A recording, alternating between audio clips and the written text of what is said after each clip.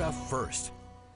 The Prairie Village Museum in Rugby is showcasing a new nostalgic exhibit. And starting this month, the museum is featuring a photographic exhibit about women on the farm in North Dakota. Natalie Gomez traveled to Rugby this morning to meet a woman who shares what that experience was like during the start of the 20th century.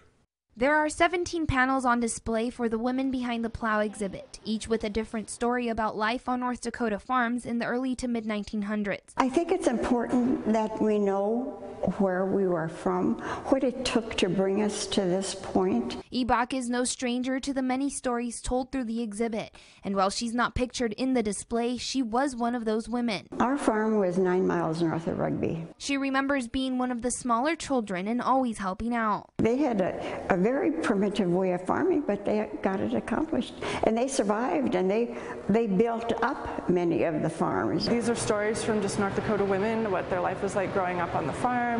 Their background is specifically Germans from Russia.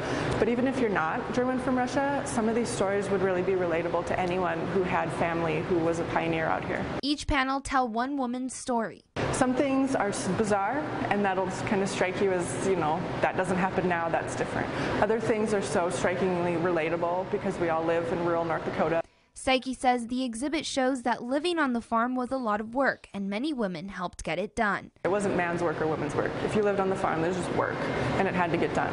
Women Behind the Plow is on display now through January at the Prairie Village Museum in Rugby. For KX News, I'm Natalie Gomez. This is the first winter the Prairie Village Museum's open, and you can get in for free. Something to see. Keep it here.